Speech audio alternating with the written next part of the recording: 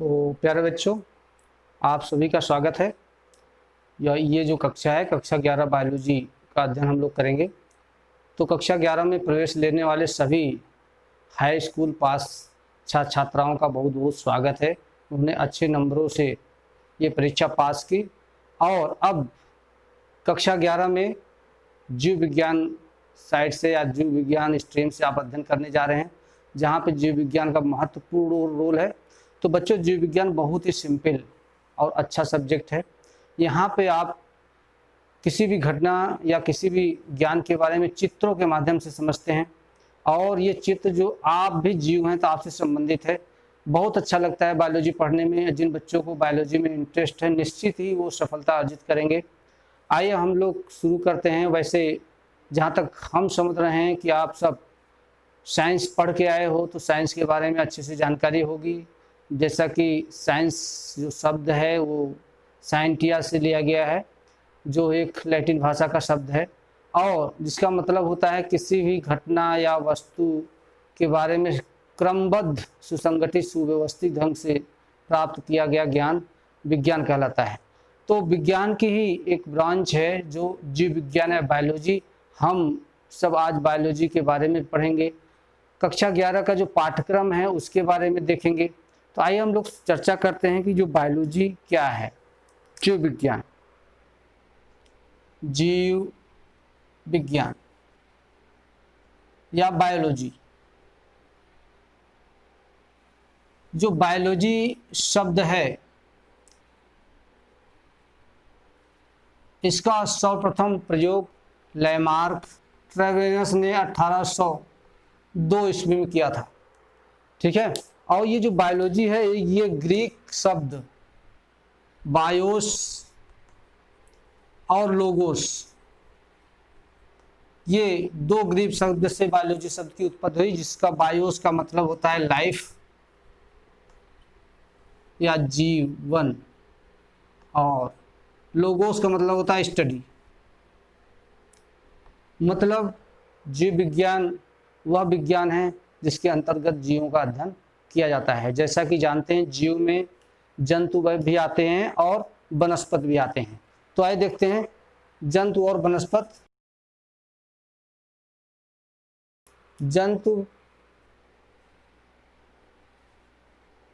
जंतुओं के अध्ययन को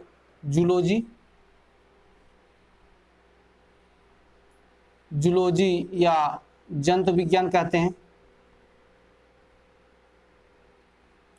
जंतु विज्ञान में भी ये ग्रीक दो वर्डों से लिया गया है। जोइन मतलब एनिमल और लोगोस मतलब स्टडी। सीधी सी परिभाषा है कि जो जंतु विज्ञान है वो जीव विज्ञान की वह शाखा है जिसके अंतर्गत जंतुओं का अध्ययन करते हैं। या शब्द से भी पता चल रहा है, एनिमल को स्टडी करने वाली विज्ञान की शाखा को हम जंतु विज्ञान कहते हैं। ठीक है ना। इसी तरह से वनस्पति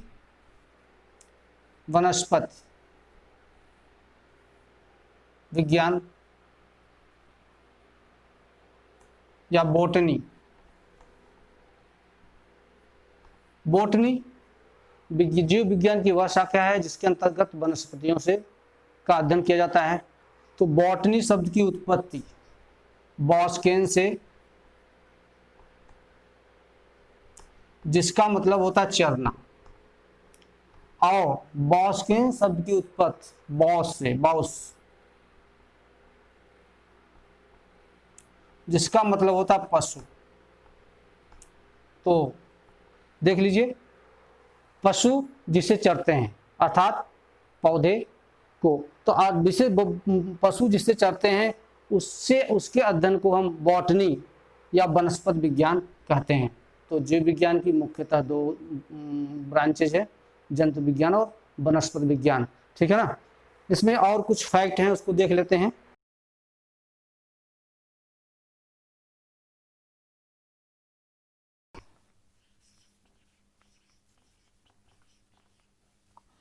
अरस्तु। तो बच्चों, अरस्तु विज्ञान के लिए बहुत महत्वपूर्ण हैं। इनको अंग्रेजी में अरिस्टोटल पढ़ते हैं। ये 322 से 384 ईसा पूर्व ये यूनान के एक महान दार्शनिक और वैज्ञानिक थे अरस्तु, जिन्होंने लगभग सभी क्षेत्रों में अपना वैज्ञानिक ढंग से अध्ययन का सबूत दिया है। इसी तरह जीव विज्ञान में भी इन्होंने एक पुस्तक लिखी है जिसका नाम है पुस्तक जंतु इतिहास। जंतु इतिहास या हिस्टोरिया एनिमेलियम। ये जो पुस्तक है, इस पुस्तक में इन्होंने 500 जंतुओं के स्वभाव, आकृति और जनन के बारे में अध्ययन किया और मुर्गी के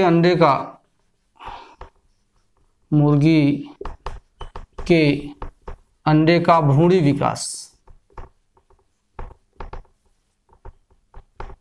विकास का अध्ययन किस किताब में सर्वप्रथम अरस्तु जी ने किया है।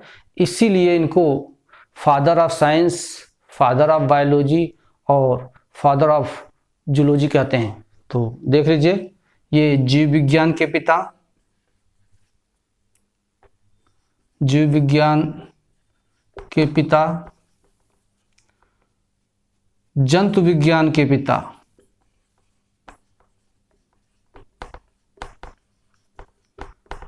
एवं विज्ञान के भी पिता। क्यों? वैज्ञानिक रूप से सर्वप्रथम अध्ययन अरस्तु जी ने प्रारंभ किया था, इसलिए इन्हें विज्ञान, father of science, father of science भी कहा जाता है।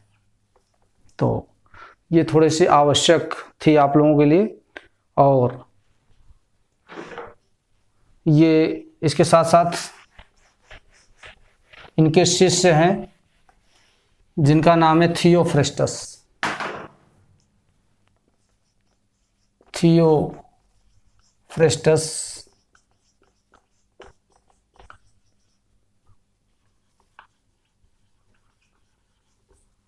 ये 370 BC से 287 BC तक।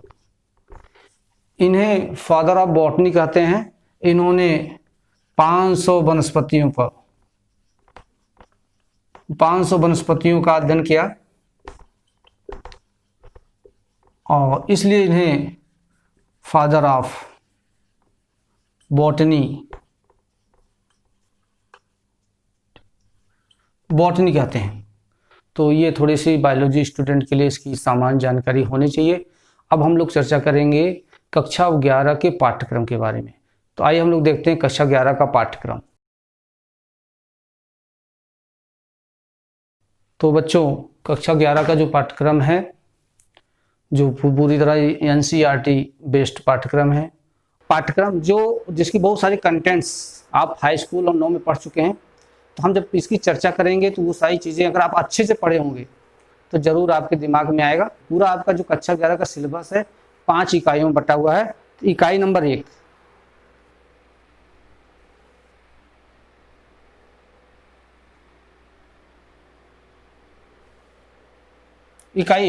जैव विविधता। जैव विविधता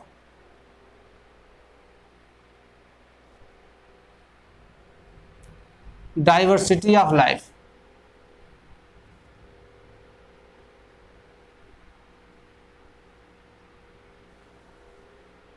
लाइफ या IFE, ठीक है ना। तो डाइवर्सिटी बच्चों आप जानते हो, विविधता, लाखों प्रकार के जीव। कुल अगर हम बात करें NCERT में भी दिया हुआ है 17 से 18 लाख प्रकार के जीव पृथ्वी पर पाए जाते हैं, ठीक है ना। ये अलग अलग तरह के, अलग अलग आकार के, अलग अलग प्रकार के जीवों का जो समूह है, इसी को जैव विविधता कहते हैं। इसके अंतर्गत कुल 4 चैप्टर्स हैं। नंबर 1, जीव जगत। या लिविंग वर्ड।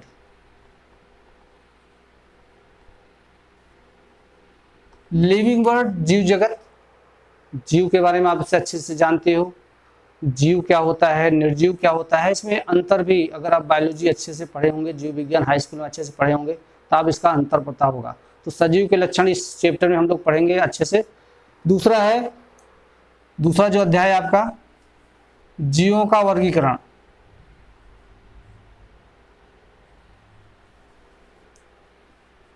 वर्गीकरण,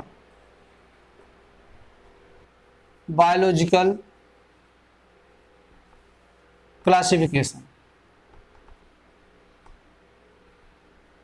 तो बच्चों पिछली कक्षा में अगर आपने अच्छे से वर्गीकरण पढ़ा हुआ है तो यहाँ भी आपको जीवों का वर्गीकरण, जैसा कि वर्गीकरण आप लोग जानते हैं कि जीवों में समान और असमान लक्षण के आधार पर अलग अलग समूहों में बांटते हैं। ऐसा क्यों करते हैं? ऐसा इसलिए करते हैं कि इतने 18 लाख प्रकार के जीवों का अध्ययन करना संभव नहीं है, इसलिए हम उनको समूहों में बांट कर उनका वर्गीकरण कर लेते हैं और वर्गीकरण के करने के बाद जो मिलते जुलते जीव हैं उन एक जीव का अध्ययन करने पर सभी जीवों के बारे में पता चल जाता है। तो इसी के बारे में हम लोग इसको देखेंगे। उसके बाद आएगा पादप जगत। पादप जगत या प्लांट किंगडम। Plant kingdom. तो पादप जगत, जैसे कि पता चल रहा है कि जो जगत में जितने पौधे हैं छोटे से लेके बड़े तक उनकी एक सामान्य जानकारी इसके अंतर्गत हम लोग पढ़ेंगे, ठीक है ना। इसके अंतर्गत शैवाल, ब्रायोफाइट, जिम्नोस्पर्म, एंजियोस्पर्म, ये सारे पौधों के बारे में थोड़ी सी संक्षिप्त जानकारी, उनकी रचना के बारे में पूरे अध्याय में। इसी तरह से जो पांचवा है प्राणी जगत या एनिमल किंगडम।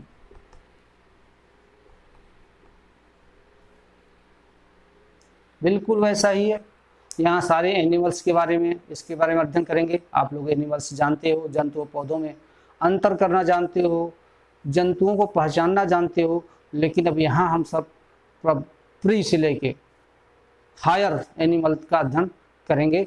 हम इसको जब चैप्टर पढ़ेंगे देखेंगे।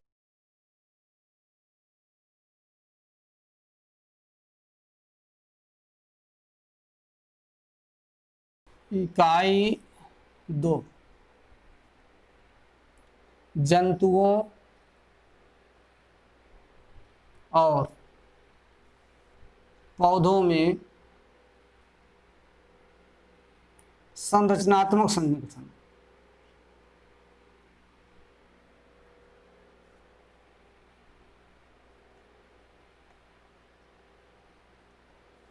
तो बच्चों संरचनात्मक समझते हैं, संगठन मतलब ऑर्गेनाइजेशन, चाहे वो जंतु हो अथवा पौधा हो, ठीक है ना, उन सभी का संरचना, स्ट्रक्चरल संगठन पढ़ेंगे हम लोग। आइए हम लोग इसको भी देखते हैं। तो पांचवा चैप्टर है पुष्पी पादपों की आकार की। मॉर्फोलॉजी ऑफ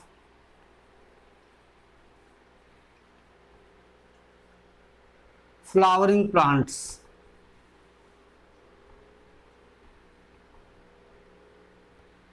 तो मॉर्फोलॉजी ऑफ फ्लावरिंग प्लांट वो प्लांट होते हैं जिसमें फ्लावर, फल, बीज बनते हैं।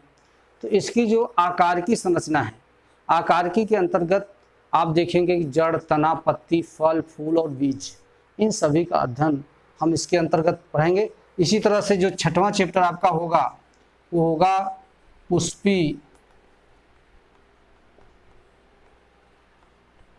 शरीर रचना या शारीरिकी बोलते हैं, या शरीर रचना, ठीक है ना। तो पुष्पी पादपों की शरीर रचना या इसे कहेंगे एनाटॉमी ऑफ फ्लावरिंग प्लांट्स, समझ रहे हो ना। तो एनाटॉमी मतलब आंतरिक संरचना, जड़ की आंतरिक संरचना, पादप तने की आंतरिक संरचना, पत्ती की आंतरिक संरचना, उसकी कोशिकाओं के बारे में अध्ययन इसके अंतर्गत पढ़ेंगे, ठीक है ना। और जो सातवां चैप्टर है प्राणी का संरचनात्मक संगठन,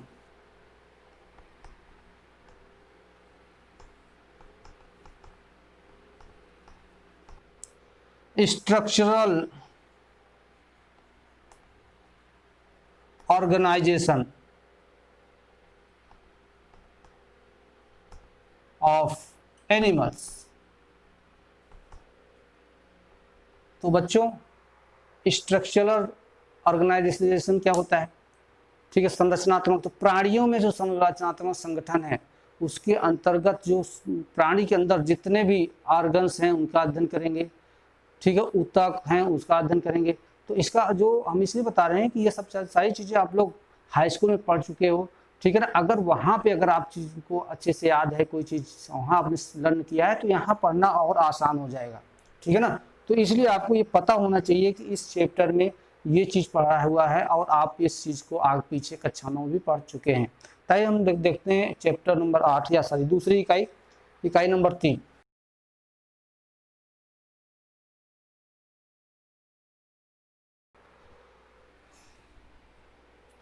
इकाई 3 इसको भी आप लोग पिछली कक्षा में देख चुके हो। कोशिका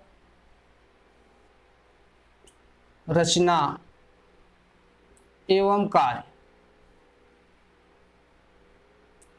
कोशिका रचना एवं कार्य, कोशिका से अच्छे से परिचित हो, कोशिका के प्रकार से परिचित हो। देखते हैं इसमें जो अध्याय है, जो 8वां चैप्टर होगा आप लोगों का, कोशिका जीवन की इकाई।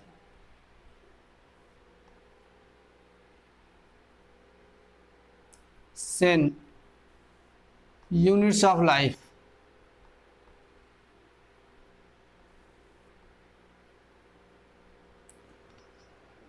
कोशिका, जैसा कि आप लोग जानते हो, कोशिका के बारे में अच्छे से पढ़ चुके हो। जंतु कोशिका, पादप कोशिका, एक कोशिकीय प्राणी, बहुकोशिकीय प्राणी, इन सब का अध्ययन इस चैप्टर में पढ़ेंगे।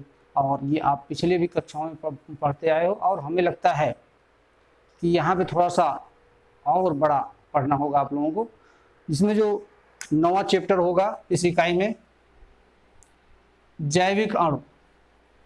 जैविक अणु जिसे बायोलॉजिकल मॉलिक्यूल।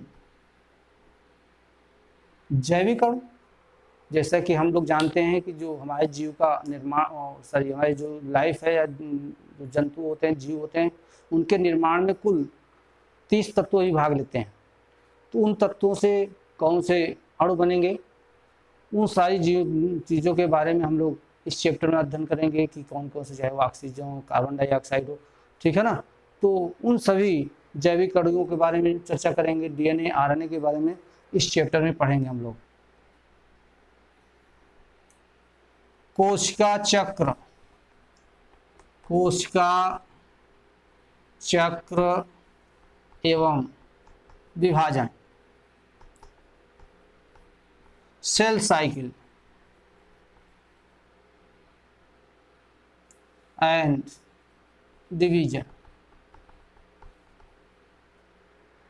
सेल साइकिल, कोशिका चक्र, एक कोशिका विभाजित होकर 2 कोशिकाओं में बढ़ती है, फिर 2 कोशिका वो भी डेवलप करके पहले पर तो प्रौढ़ कोशिका बनती है, फिर उसमें विभाजन होता है। इसी तरह से एक साइकिल बनती है, चक्र बनता है, और फिर इसमें विभाजन होता है। विभाजन में भी समसूत्री, असूत्री और अर्धसूत्री जो विभाजन को होते हैं कोशिकाओं को, उसके बारे में इस चैप्टर में अध्ययन करेंगे, जो थोड़ा बहुत जानकारी आपको पिछले चैप्टर में हो चुकी है। आइए देखते हैं इकाई नंबर 4।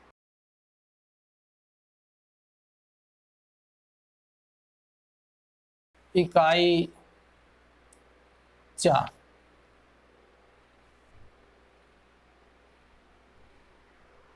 पादप कार्यकी। पादप कार्यकी या प्लांट फिजियोलॉजी।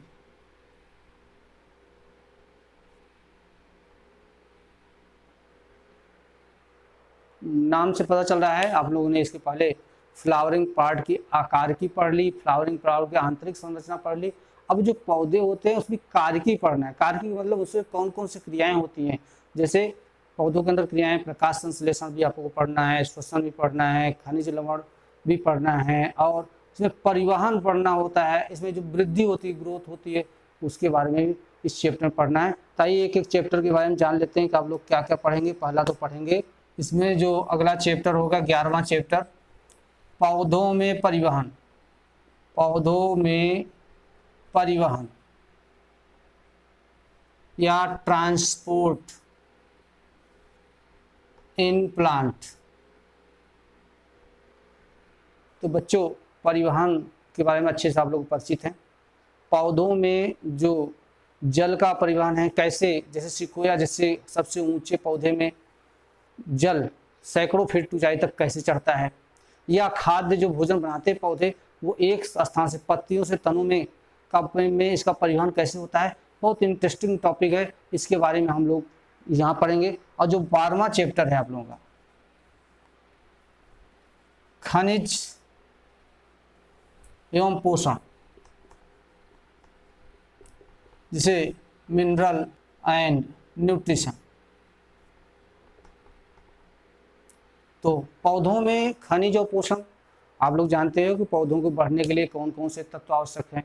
जैसे अभी आजकल आप देखेंगे यूरिया डालते हैं, आप लोग क्यों डालते हैं। तो ये जो तत्व हैं पौधे के निर्माण में, उसके बारे में इस चैप्टर में हम लोग अध्ययन करेंगे। 13वां चैप्टर होगा उच्च पौधों में प्रकाश संश्लेषण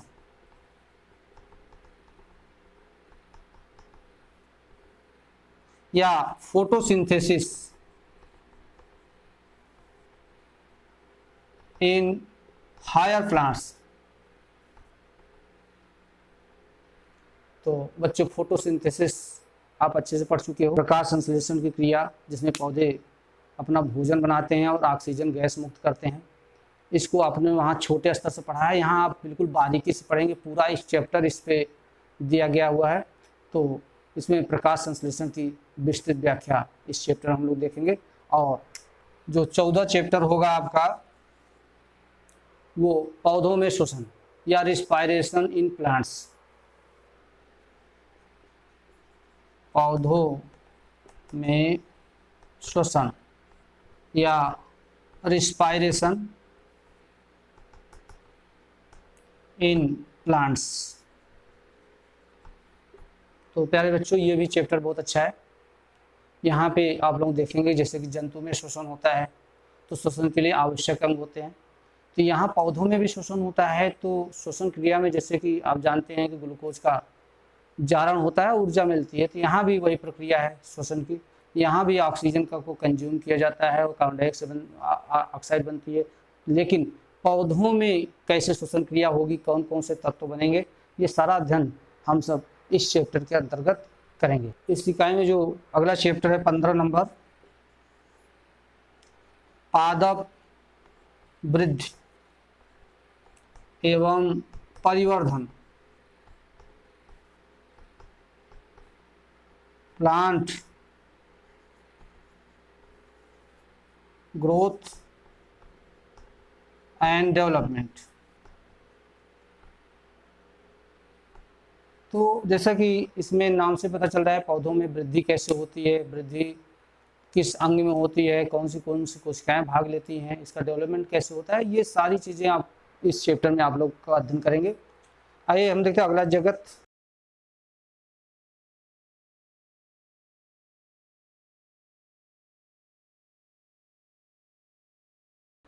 तो बच्चों इकाई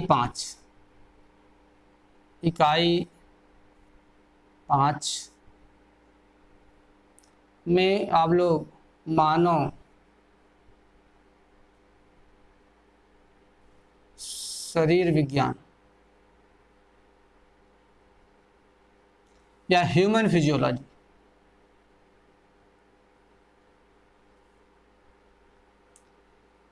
ह्यूमन फिजियोलॉजी पढ़ेंगे, जिसके अंतर्गत जो पहला चैप्टर है, चैप्टर नंबर 16, पाचन एवं अवशोषण।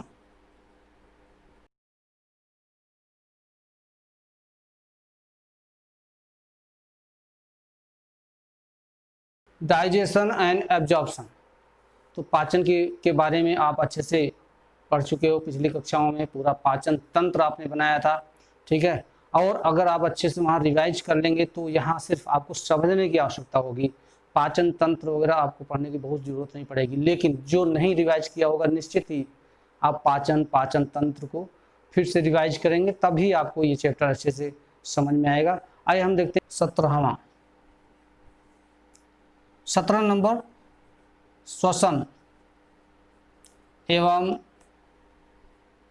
गैसों का विनिमय, गैसों का विनिमय। तो श्वसन, यहाँ श्वसन है breathing, breathing and exchange gases. तो बच्चों, एनिमल में जो ब्रीदिंग होती है, श्वसन क्रिया होती है, इसमें कौन सा अंग भाग लेता है? श्वसन तंत्र। तो यहाँ श्वसन तंत्र भी पढ़ना होगा, और वो कैसे ही ऑक्सीजन को अंदर लेते हैं और कैसे ऑक्सीजन को बाहर करते हैं, ये समस्त प्रक्रियाएं इस चैप्टर में हम लोग पढ़ेंगे। जो अगला चैप्टर है आपका चैप्टर नंबर 18, शरीर द्रव्य, शरीर द्रव्य एवं परिसंचरण। शरीर द्रव्य एवं परिसंचरण, इसको भी आप लोग पढ़ चुके हो जी। Body fluid, body fluid and circulation. तो बॉडी फ्लूइड में क्या क्या चीज़ है, कौन कौन से द्रव हैं? तो द्रव भी पता है आप लोगों को, नहीं पता है तो आप इसको चैप्टर में पढ़ोगे। फिलहाल आपको इसको रिवाइज करना चाहिए। बॉडी फ्लूइड जैसे प्लाज्मा, रक्त, ठीक है ना, ये कैसे फ्लो करता है, प्रसंचरण कैसे करता है, कौन प्रसंचरण करता है, ये कॉन्सेप्ट जो आप पहले पढ़ चुके हो, आपको यहाँ भी कॉन्सेप्ट क्लियर होना चाहिए। तो इसके बारे में हम लोग पढ़ेंगे, ब्लड के सर्कुलेशन के बारे में, हार्ट के बारे में पढ़ेंगे। तो आइए देखते हैं अगला जो चैप्टर आप लोगों का 19, उत्सर्जी उत्पाद एवं उनका निष्कर्षण।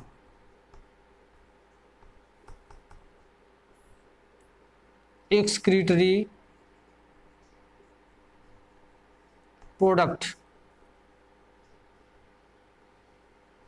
And elimination. तो उत्सर्जी उत्पाद एवं उनका निष्कर्षण। तो उत्सर्जी उत्पाद जिसमें आपको पूरा यूरिनरी सिस्टम आप लोगों को पढ़ेंगे, किडनी पढ़ेंगे जिसे ब्रिक कहते हैं। इसके अंतर्गत जो पदार्थ कैसे बनते हैं, कैसे रीएब्जॉर्प्शन होता है और कैसे उत्सर्जन होता है, ये प्रक्रिया आप पढ़ेंगे। लेकिन मैं इसीलिए बताने की कोशिश कर रहा हूँ कि अगर ये पुराने जो आपको कक्षा 9 और 10 में पढ़ चुके हो, स्ट्रक्चर वगैरह पढ़ चुके हो, अगर उसको अच्छे से आपने पढ़ा है तो यहाँ सिर्फ आप उसको समझने की ज़रूरत पड़ेगी, ठीक है ना। आइए अगला चैप्टर देखते हैं।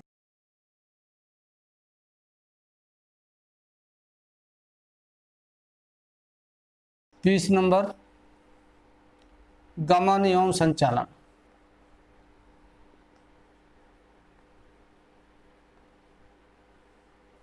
Locomotion and movement. तो बच्चों, लोकोमोशन भी आप पढ़ चुके हो और मूवमेंट भी पढ़ चुके हो। तो ये जो मूवमेंट होता है वो, जैसे ये लिम्ब हमारे ये मूवमेंट कर रहे हैं, और लोकोमोशन क्या होता है, जब आप प्लेस बदलते हो तो उसे लोकोमोशन कहते हैं, ठीक है ना। जो लोकोमोशन है वो उसको भी मूवमेंट कह सकते हैं। हम ये कह सकते हैं कि जो मूवमेंट होता है वो सभी तरह की गति हो, चाहे वो प्लेस बदलने की गति हो और चाहे एक हाथ की गति हो, ठीक है ना, या सिलिया की गति हो, तो वो तो सब मूवमेंट कर रहे हैं। लेकिन जो लोकोमोशन होता है वो सिर्फ प्लेस बदलने की को हम लोकोमोशन कहते हैं। तो आइए हम इसको भी अच्छे से पढ़ेंगे। इसमें लोकोमोशन में एक स्थान से दूसरे स्थान में जाने में कौन कौन से अंग प्रतिभाग करते हैं, ठीक है, चाहे वो हाइंड लिम्ब हो, फोर लिम्ब हो, इन सब के बारे में इसकी चर्चा हम लोग लोकोमोशन के अंतर्गत पढ़ेंगे। और जो अगला चैप्टर आपका 21 नंबर है, तंत्रिकीय नियंत्रण एवं समन्वय। Neural control and coordination. तो बेटा इसको भी आप लोग अभी पढ़ चुके हो, आप लोग तंत्रिका को पढ़ चुके हो। तंत्रिका का काम क्या होता है, न्यूरॉन्स हमारे शरीर में पाए जाते हैं जो सूचना को एक स्थान से दूसरे स्थान पर ले जाते हैं। आप वहाँ अगर स्ट्रक्चर पढ़ा है तो आपको यहाँ सिर्फ समझने की ज़रूरत है कैसे न्यूरॉन्स सूचनाओं को एक न्यूरॉन से दूसरे न्यूरॉन में पहुँचाते हैं और उनमें समन्वय क्या है। Coordination is the very important. समन्वय की परिभाषा आप लोगों को मैं अच्छे से समझाऊंगा कि समन्वय क्या होता है, ठीक है ना। और जो अगला तो लास्ट टॉपिक आप लोगों का 22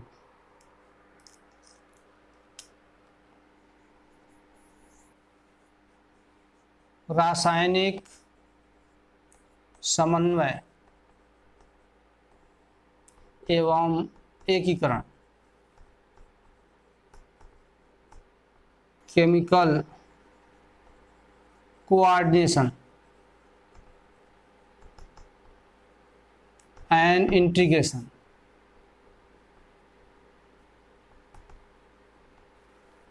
तो बच्चों केमिकल हमारे शरीर में बहुत सारे जानते हैं, हार्मोन्स निकलते हैं जो अलग अलग काम करते हैं। तो ये जो हार्मोन्स हैं, एंजाइम्स हैं, इन सब के बारे में हम यहाँ पे अध्ययन करेंगे। तो बच्चों ये पूरे 22 लेसन्स आपको पढ़ने हैं। ये कक्षा आज तक यहीं तक। नेक्स्ट क्लास में हम फिर से मिलेंगे।